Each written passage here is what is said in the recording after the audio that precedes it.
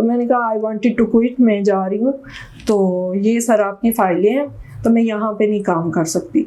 तो उन्होंने जाते हुए मुझे कहा कि आप जहाँ भी जाएंगी कोई बंदा आपकी डिसेबिलिटी या इनएबिलिटीज़ या इन चीज़ों को नहीं देखेगा, ये हमेशा जहन में रखना। बेहतर है कि तुम लॉ का प्रोफेशन ही छोड़ दो, वकील मत बनो, वकील बनना तुम्हारे बस का काम नहीं है।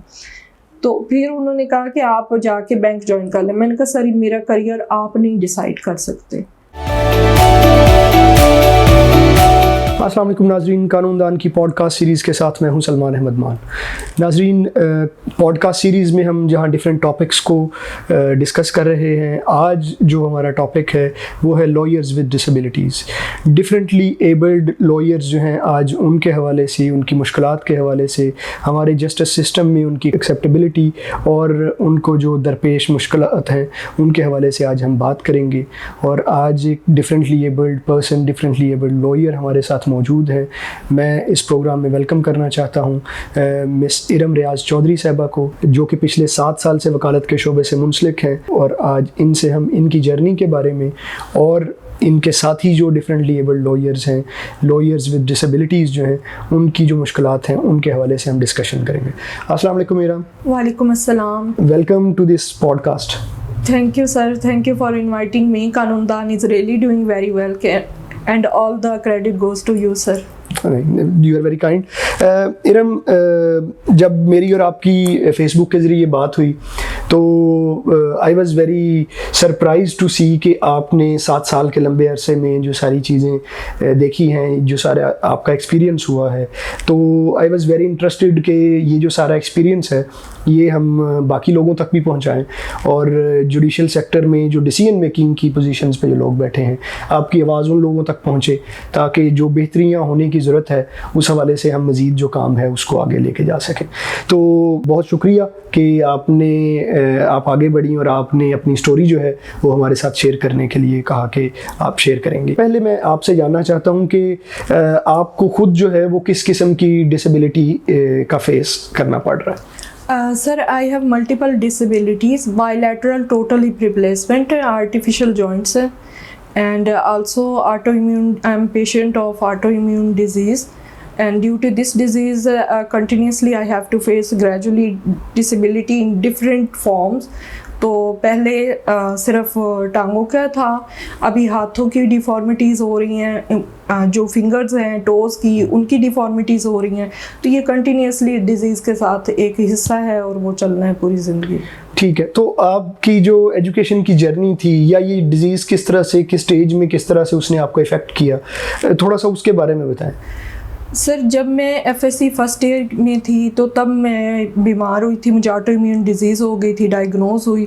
उसकी वजह से फिर मैं चलने फिरने की मुश्किलात हुई।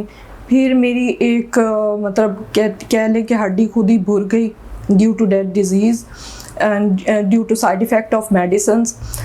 तो लेकिन ये है कि मैंने अपनी तालीम जारी रखी। मेरे अब्बू की बहुत अच्छी सपोर्ट थी उसमें, मेरी फैमिली की सपोर्ट थी।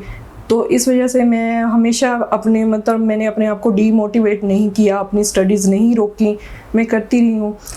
तो फर्स्ट ईयर में जब मैं पेपर नहीं दे सकती थी, फ़ज़ाइया डिग्री कॉलेज की मैं स्टूडेंट रही हूँ, तो पाक फ़ज़ाइया के आपको पता उनके एथिक्स और वो सारे बहुत अच्छा होता है। तो हमारे principal retired group captain Farooq Azam sahab थे, तो उन्होंने मुझे बहुत ज़्यादा अच्छे से सपोर्ट किया। वो अलाउ नहीं करते किसी भी आउटसाइडर को आने के, लेकिन मेरी वजह से उन्होंने मेरे घर वालों को अलाउ किया। वहाँ पे क्लासरूम में जहाँ पे हमारे एग्ज़ाम्स हो रहे होते थे वहाँ तक वो मुझे छोड़ के आते थे, तो ये एक अच्छी चीज़ थी। नेक्स्ट आ जाता है कि मैंने लॉ की एजुकेशन मुल्तान लॉ कॉलेज से मैंने LLB किया। वहाँ पे सारी क्लासेस वहाँ पे जब मैंने किया था तो 2nd floor, 3rd floor, 1st floor इस पे थी। जब मेरा 3rd ईयर आया तो क्लास मेरी थी ऊपर, मैं सीढ़ियाँ नहीं ज़्यादा चढ़ सकती, मुझे मना किया हुआ है, तो ज़रूरत के तहत चढ़ सकती हूँ, ज़्यादा नहीं।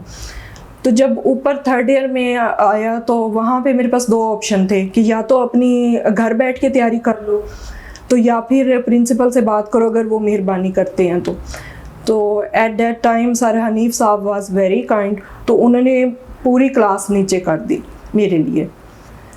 तो सर ये है। बाकी है कि LLM की क्लासेस हैं, हमारी बेशक हमारी जो 2020 का एक्ट है उसमें है कि हर चीज़ डिसेबल पर्सन को या तमाम इंस्टीट्यूशंस एक्सेसिबल होने चाहिए, उनका इंफ्रास्ट्रक्चर ऐसा होना चाहिए कि वो इजीली एक्सेस कर सकें। जब मैंने LLM करना शुरू किया तो वहाँ पे ठीक है यूनिवर्सिटी ऑफ लाहौर में लिफ्ट्स थी, लेकिन लिफ्ट पे पहुँचने के लिए भी 8-10 सीढ़ियाँ चढ़नी पड़ती थी। फिर वो लिफ्ट फर्स्ट फ्लोर तक आप जा सकते थे लेकिन वापस नहीं आ सकते, सीढ़ियाँ उतर के ही आपको आना पड़ता था। बेसमेंट में वो सीढ़ियाँ नहीं काम करती थी। अगर एक क्लास मैंने उस लिफ्ट वाली बिल्डिंग में ली है तो दूसरी क्लास में 25-30 सीढ़ियाँ चढ़ के फिर मुझे जाना पड़ता। तो इंफ्रास्ट्रक्चर तो चेंज नहीं हुआ, एक्सेसिबल नहीं है प्लेसेस इंस्टीट्यूशंस की कोई भी। लेकिन हाँ, मैंने अच्छे तरीके से अपना काम किया, प्रैक्टिस भी जहाँ तक मुझसे हो सकी मैंने की।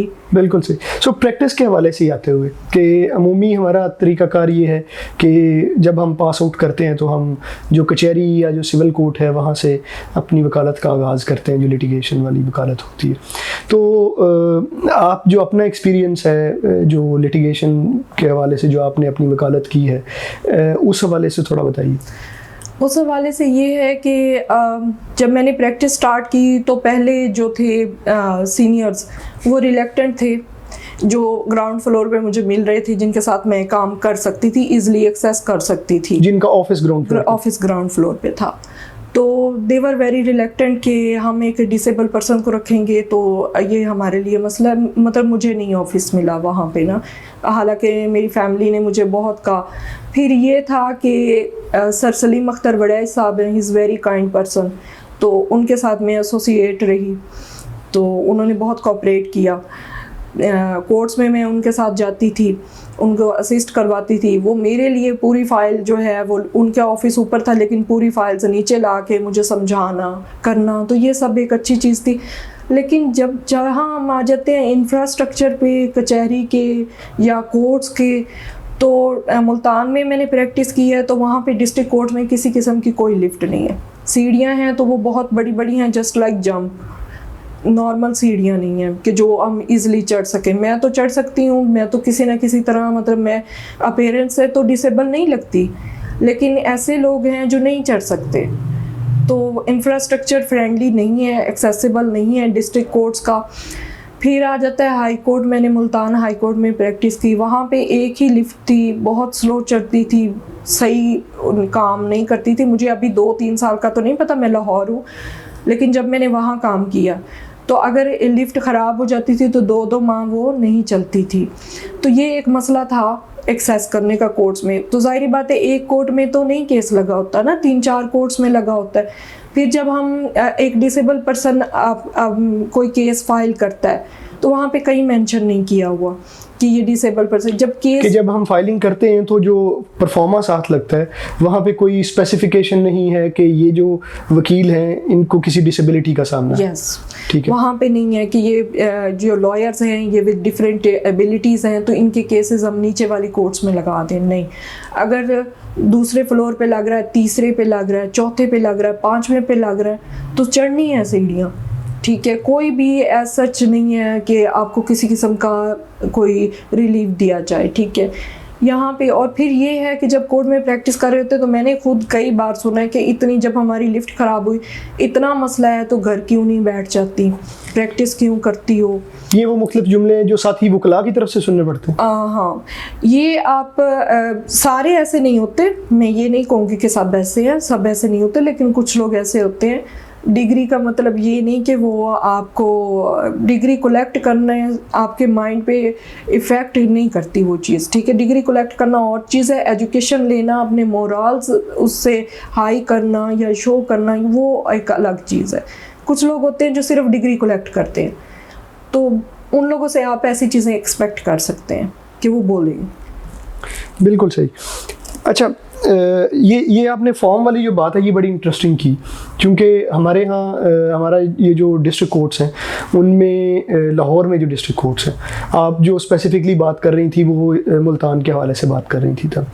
लाहौर में भी जो अदालतें हैं वो कई मंजिलों पे हैं, जो डिस्ट्रिक्ट कोर्ट्स हैं, जो सिविल कोर्ट्स हैं, लेकिन यहाँ पे जो इंफ्रास्ट्रक्चर है लिफ्ट वाइज वो चीज़ें बेहतर हैं, लेकिन वो कंजेस्टेड हैं कोर्ट्स, ये वो सारी चीज़ें फेस करनी पड़ती हैं। इसी तरह से जो हाई कोर्ट है, लाहौर हाई कोर्ट जो है, यहाँ पे जो एक बिल्डिंग है उसमें लिफ्ट का निज़ाम उस तरह से है, लेकिन जो बाकी जो बिल्डिंग्स हैं जैसे कॉर्नेलियस ब्लॉक है, बाकी जो दीगर ब्लॉक्स हैं उनमें जैसे जिस तरफ जस्टिस आयशा साहिबा की कोर्ट होती थी वो भी जो बिल्डिंग है वो भी एक्सेसिबल नहीं है उस तरह से।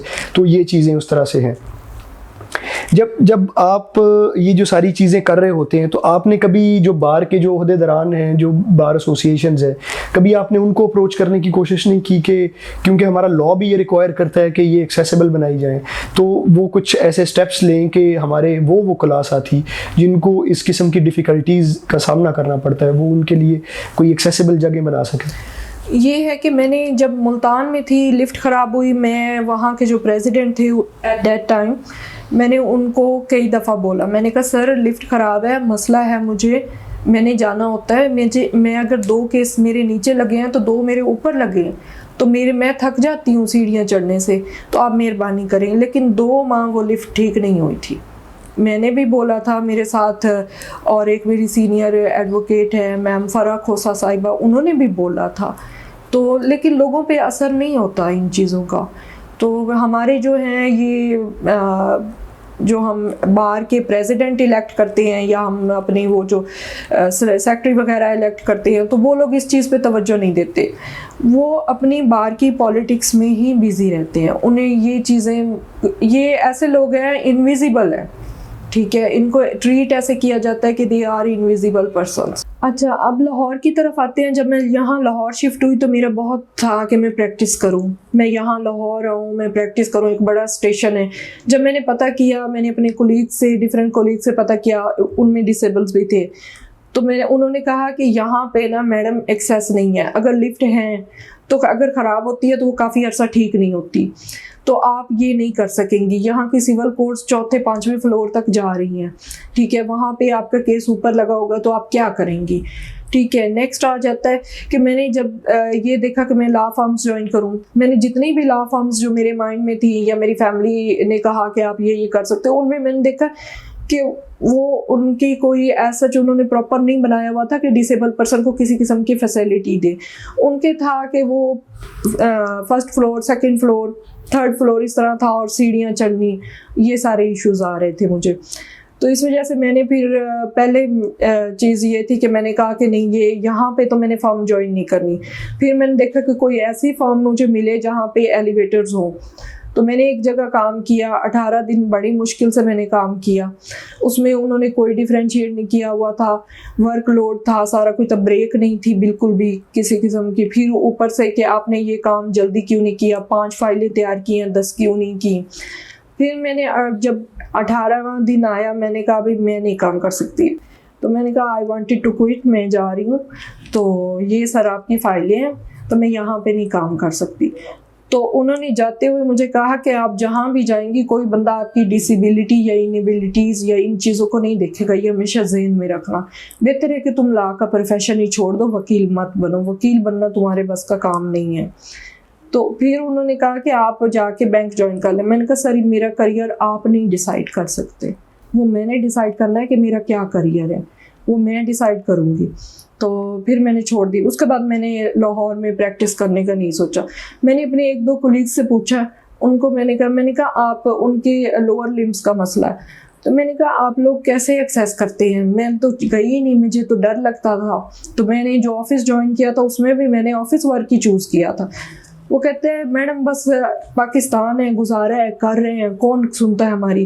तो कहते हैं, मैंने कहा लिफ्ट नहीं लगी हुई सिविल कोर्ट्स में, कहते हैं नहीं लिफ्ट है, लेकिन जब वो ख़राब होती है फिर हम क्या करें, 9 बजे एग्जैक्ट टाइम है कोर्ट का, हमने पहुंचना है। कहते हैं मैडम औखे सौखे करके घंटा पहले निकलते हैं, हम पहुंच जाते हैं वहाँ पे, तो हम चढ़ते हैं वो सीढ़ियाँ, हम जाते हैं वहाँ पे।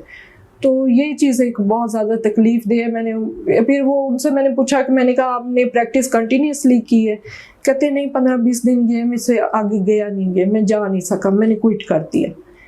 तो ये एक चीज़ तकलीफ। बेसिकली जो हमारा जो स्ट्रक्चर्स हैं यहाँ पे वो अकोमोडेट नहीं करते हमारे जो डिफरेंटली एबल्ड लॉयर्स हैं उनको। आपने मुझे बताया था कि आप अब जुडिशरी के हवाले से सोच रही हैं, तो जो हमारा जो जुडिशरी का जो निज़ाम है, जो डिस्ट्रिक्ट जुडिशरी में जो एप्लीकेशंस का जो प्रोसेस है, ये सारी चीज़ें वो अकोमोडेट करता है जो डिफरेंटली एबल्ड पीपल है उनको? सुप्रीम कोर्ट की जजमेंट आई PLD 2020 सुप्रीम कोर्ट 599, तो उसमें था डिटेल में बताया गया था कि डिसेबल पर्सन को आप पर्सन विद डिसेबिलिटीज़ बोलेंगे, आप पर्सन विद डिफरेंट एबिलिटीज़ करेंगे, क्योंकि ये एक अब्यूजिव वर्ड्स हैं, ठीक है। उसके अलावा उन्होंने एक्सेस इंफ्रास्ट्रक्चर की एक्सेस के लिए बोला, तमाम इंस्टीट्यूशंस को, तमाम उसमें कोर्ट्स भी आ जाती हैं, ठीक है। नेक्स्ट उन्होंने कहा कि फाइनेंशियल भी उनको रिलीफ दिया जाएगा, और वो हमारे 2015 का जो अमेंडमेंट एक्ट है, डिसेबिलिटी एक्ट, उसमें भी है कि रिलीफ दिया जाएगा। अब हमारे लाहौर हाई कोर्ट जब ऐड देती है उसमें 3% कोटा मेंशन है for person with different abilities, लेकिन जब नीचे फीस की बात आ जाती है तो PPSC हमें फ्री हमारी एप्लीकेशन ले रहा है, ठीक है। वहाँ पे हमसे कोई PPSC फ़ी नहीं चार्ज करता डिसेबल पर्सन के, लेकिन हमारी लाहौर हाई कोर्ट हमसे इक्वल फ़ी चार्ज करती है जितनी नॉर्मल पर्सन देते हैं, ठीक है। तो ये एक चीज़ है, क्योंकि जब एक पर्सन डिसेबल है तो वो काम नहीं कर सकता नॉर्मल लोगों की तरह, वो ज़्यादा अर्न नहीं कर सकता, ज़्यादा भाग नहीं सकता, जॉब्स नहीं उसको इजीली मिलती, अगर उसमें एबिलिटीज़ हैं, कैपेबिलिटीज़ हैं, फिर भी उनको जॉब नहीं मिलती। जब आप एक एम्प्लॉयर के पास जाते हैं तो फर्स्ट थिंग उसके माइंड में आती है कि ये पर्सन डिसेबल है, 2 पर्सन उसके पास आए हैं, एक नॉर्मल है एक डिसेबल है, तो उसके माइंड में होगा कि मैं अपना बेनिफिट सोचूं, मैं नॉर्मल को हायर कर लूँ, मैं डिसेबल को क्यों हायर करूँ। तो ये चीज़ आ जाती है। अब हमारी लाहौर हाई कोर्ट हमें किसी किस्म का ये फाइनेंशियल रिलीफ तो नहीं देती। बाकी 3% कोटा से भी मुझे प्रॉब्लम है, क्योंकि हमारी जो पाकिस्तान में 13% डिसेबल पर्सनस है जो रजिस्टर्ड हैं। बाकी जो रफ अमाउंट है वो है 3.3 मिलियन से 27 मिलियन पाकिस्तान में डिसेबल पर्सन, और कई ऐसे हैं जो रजिस्टर्ड भी नहीं है। तो यहाँ पे 3% जो कोटा है ये सफिशेंट नहीं है। बिल्कुल सही। अच्छा, जो जुडिशरी के हवाले से हम बात कर रहे थे, तो you had the experience of giving examination as well, तो वो जो एग्जामिनेशन का जो एक्सपीरियंस है वो थोड़ा शेयर कीजिए।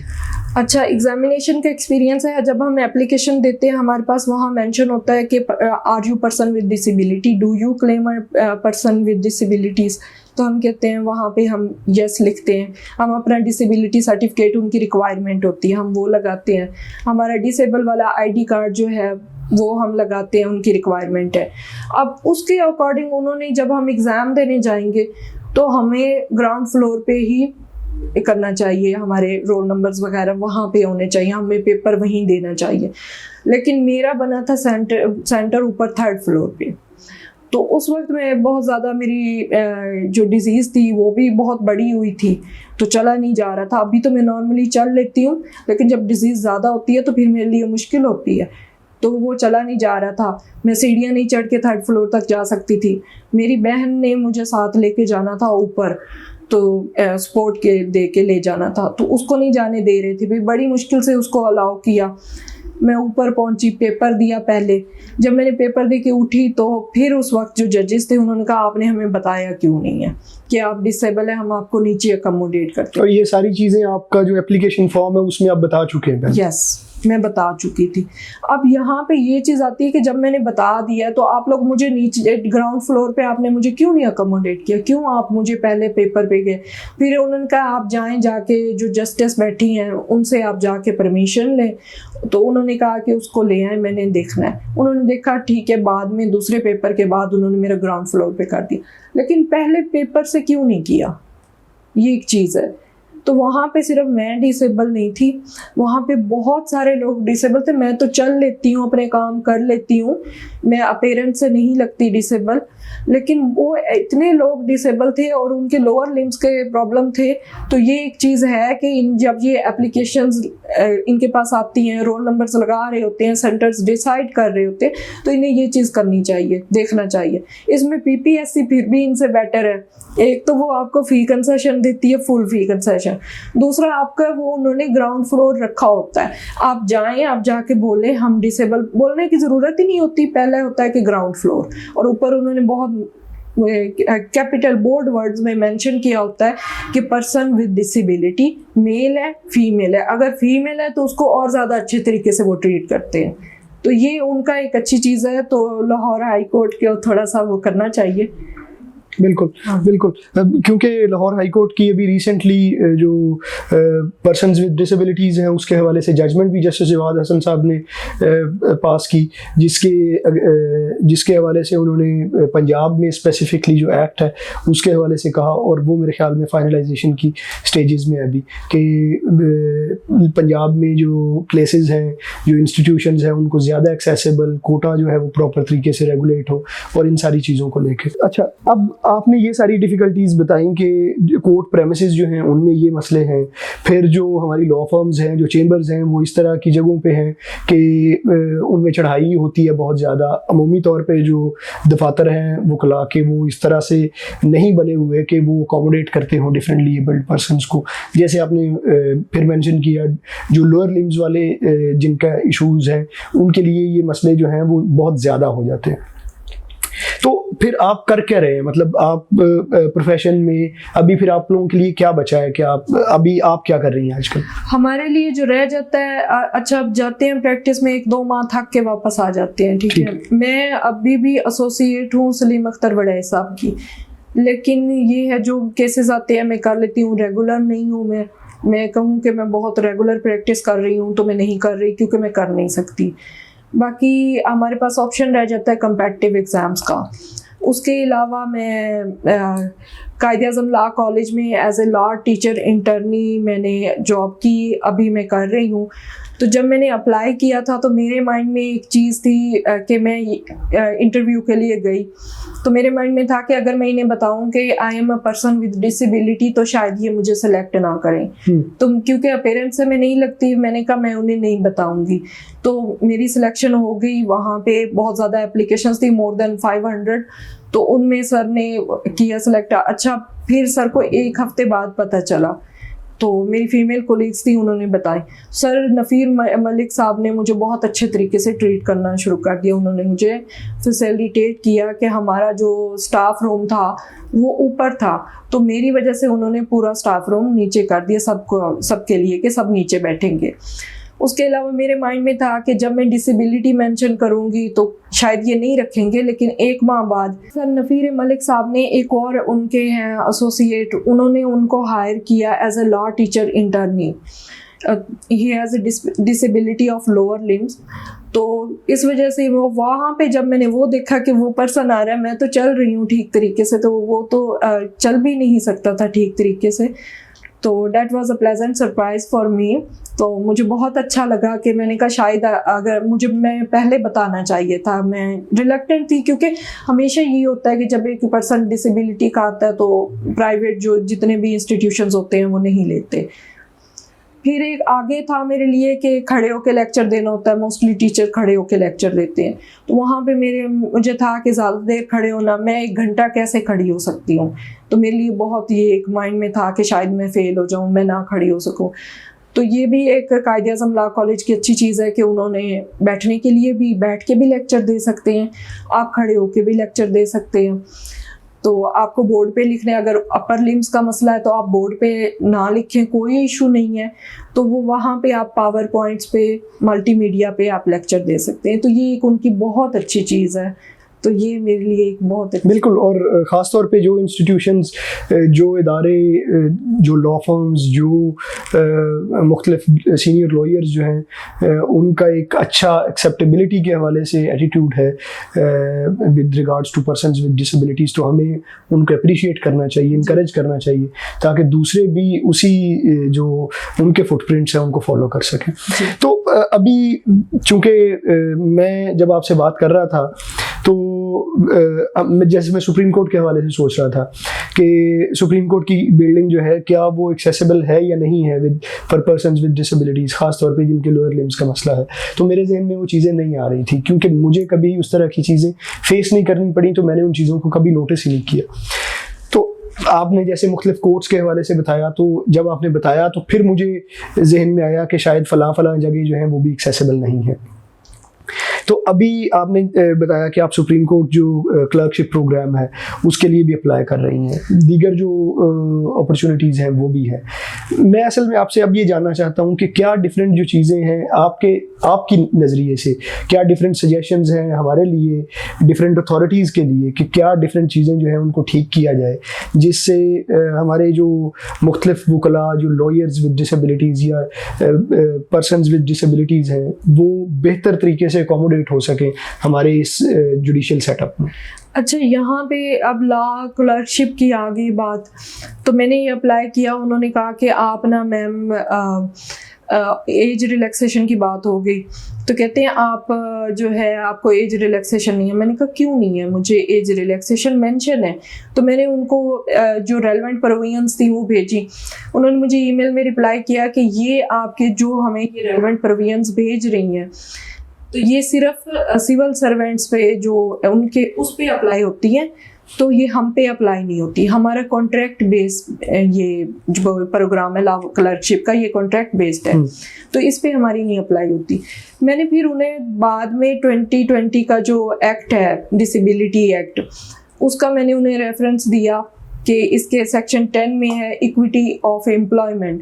तो जब हम इक्विटी की बात करते हैं तो इक्विटी उस वक्त आती है कि जब अकॉर्डिंग टू सर्कमस्टांसेस डिसीजन देना होता है, जब लॉ फ्लेक्सिबल नहीं होता, स्ट्रिक्ट होता है, तो फिर हम जो डिसीजन है उससे हट के एक पर्सन को वो रेमेडी मिलनी चाहिए, तो फिर हम देते हैं। जब आपने, मैंने कहा आपकी ही जजमेंट से, आपके सुप्रीम कोर्ट के डिसीजन से ये एक्ट बना है, ठीक है, और इस एक्ट में equity to employment, equity of employment है, इक्विटी ऑफ एजुकेशन है, इक्विटी ऑफ हेल्थ है। जब एम्प्लॉयमेंट की बात आती है तो आप मुझे कॉन्ट्रैक्ट बेस क्यों कह रहे हैं कि ये कॉन्ट्रैक्ट बेस है, उसमें होता है, इसमें नहीं होता। तो मैंने कहा मैं अप्लाई तो ज़रूर करूँगी, तो मुझे जो है, मैंने कहा इस इक्विटी की बेसिस पे मुझे रिलैक्सेशन भी चाहिए और मुझे ये भी चाहिए कि आप लोग इसको कंसीडर करें कि डिसेबल पर्सन को कंसीडर करना चाहिए। तो फिर मुझे एक पॉजिटिव रिस्पॉन्स ही कोऑर्डिनेटर की तरफ से ईमेल आई। उन्होंने कहा madam wish you good luck, तो आपका हम होलिस्टिकली पूरी application just like other candidates हम उसको देखेंगे, ठीक है। उसके बाद आप, हम ये आपको श्योरिटी नहीं कर रहे कि हम आपको रखेंगे, आपकी हम एप्लीकेशन देखेंगे उसके बाद हम करेंगे। तो वो चीज़ थी। लेकिन यहाँ पे मेरे माइंड में आती है कि मुझे क्यों इतनी बहस करनी पड़ी है। मुझे जब सुप्रीम कोर्ट अपनी जजमेंट में बोल रही है कि वो ऑर्डर दे रही है, सुप्रीम कोर्ट की जजमेंट पे ही नया एक्ट बन रहा है, ठीक है, और वहाँ पे वो हर चीज़ एलेबोरेट कर रहे हैं, एक एक चीज़ बता रहे हैं, तो फिर सुप्रीम कोर्ट अपने प्रोग्राम्स में क्यों नहीं ये चीज़ें देख रही? वहाँ पे क्यों नहीं उन्होंने किया? अगर उन्होंने 6 लोग हायर करने हैं या 7 हायर करने हैं, उसमें एक पर्सन क्यों नहीं वो रख रहे डिसेबल? 13% हमारी है ना पॉपुलेशन जो रजिस्टर्ड है, तो 1% क्यों नहीं रख रहे वहाँ पे?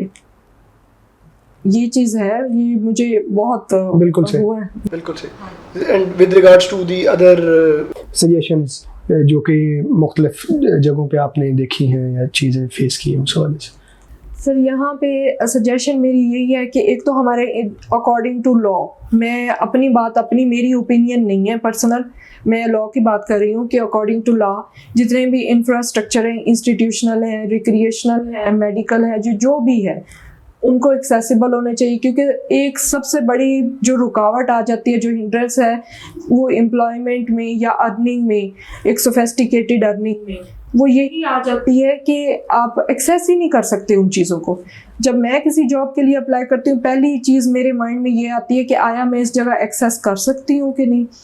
दूसरी आती है कि क्या ये लोग मुझे एक्सेप्ट करेंगे, इनका मेंटल जो अप्रोच है वो कैसी है, ये मुझे डिस्क्रिमिनेट तो नहीं करेंगे on the basis of my disability. तो ये चीज़ें मेरे जहन में आती हैं। तो यहाँ पे मैं ये कहूँगी कि एक तो अवेयरनेस होनी चाहिए लोगों में बहुत ज़्यादा। आपने लॉ बनाया है तो आप फिर उसकी इम्प्लीमेंटेशन भी करवाएं ना उस लॉ की अकॉर्डिंग टू लॉ। तो आप इंफ्रास्ट्रक्चर में चेंज करें, आप कोर्ट्स में एक्सेसिबल बनाएं कोर्ट्स को, ठीक है। फिर जब आप कॉन्ट्रैक्ट बेसिस पे भी ले रहे हैं तो वहाँ पे भी आप कोटा मेंशन करें, या आप किसी को कोई वोकेशनल ट्रेनिंग दे रहे हैं या इंटर्नशिप है तो उसमें भी आप मेंशन करें। आपने परमानेंट सीट एक कर दी है कि गवर्नमेंट परमानेंट सीट पे वो अप्लाई कर सकता है, उसमें तो आप उसे रिलीफ दे रहे हैं, कॉन्ट्रैक्ट पे क्यों नहीं दे रहे, वोकेशनल पे क्यों नहीं दे रहे? तो ये चीज़ें हैं, ये करनी चाहिए। दूसरा ये है कि जितने रिक्रिएशनल पॉइंट्स हैं, जब हम वहाँ पे जाते हैं तो वहाँ पे हर चीज़ एक्सेसिबल नहीं है, तो ये यहाँ पे मेंशन है कि एक्सेसिबल हो। और हमारा लॉ हमें प्रोवाइड करता है कि फाइनेंशियल अब 2015 की जो अमेंडमेंट आई, 2015 का अमेंडमेंट एक्ट है डिसेबिलिटी का, उसमें है कि जितने भी डिसेबल पर्सन है उनसे टैक्स नहीं लिया जाएगा, ठीक है। उन्हें यूटिलिटी स्टोर्स पे भी डिस्काउंट होगा, 30% है आई थिंक। फिर उसके अलावा है कि जितने इंस्टीट्यूशन है, एजुकेशनल इंस्टीट्यूशन है, वो फ्री एजुकेशन देंगे गवर्नमेंट के, और जो प्राइवेट हैं वो उनको कंसेशन देंगे। और ये है कि वो किसी भी डिसेबल पर्सन को ये कह के उसका एडमिशन नहीं रोक सकते कि आप डिसेबल हो, उसको एडमिशन दिया जाएगा ऑन द प्रायोरिटी बेसिस। सही। अब ये ऑन पेपर तो ये वाली चीज़ें बड़ी अच्छी और खुशाइंद लग रही, तो इनका इम्प्लीमेंटेशन जो है, असल मसला वहाँ पे मसला है इनका इम्प्लीमेंटेशन का। अब हमारे फेयर हैं वो 50% हमें डिस्काउंट है, लेकिन 2015 में बोला है कि 50% डिस्काउंट है। 2020 में जब ओम्बड्समैन के पास एक एप्लीकेशन गई तो वहाँ पे फिर उसने कहा कि जितनी लोकल ट्रांसपोर्ट है वो अपने बाहर लिख के खड़ा करेंगी कि डिसेबल पर्सन को 50% डिस्काउंट है। लेकिन जब वहाँ पे जाते हैं कि कुछ हैं वो आपके ऐसे परफॉर्मा फिल करवा के आपको डिस्काउंट दे देते हैं, लेकिन बाकी कहते हैं सफरी कार्ड लाएं। आपका डिसेबिलिटी कार्ड सफिशेंट नहीं है, जो आइडेंटिटी कार्ड पे डिसेबल बना हुआ है, क्या वो सफिशेंट नहीं है ये दिखाने के लिए कि आप डिसेबल हैं? आपके लिए अलग से और कार्ड्स ज़रूरी हैं? ये चीज़ है कि इम्प्लीमेंटेशन कहाँ होती है।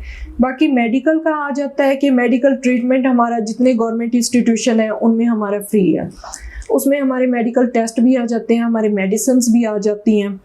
तो वहाँ पे जो आपकी स्लिप बना रहे होते हैं, जो आपसे पेमेंट ले रहे होते हैं आपके टेस्ट की या आपकी पर्ची फीस ले रहे होते हैं, उनको जाके आप बोलो कि मैं डिसेबल हूँ, वो कहते हैं हमें तो किसी ने नहीं कहा, हमें तो नहीं पता, ऐसा सच कोई चीज़ नहीं है। लाइन बनी हुई है, अगर 20 लोगों की लाइन है तो वहाँ पे ये मेंशन नहीं है कि डिसेबल पर्सन की लाइन यहाँ बनेगी।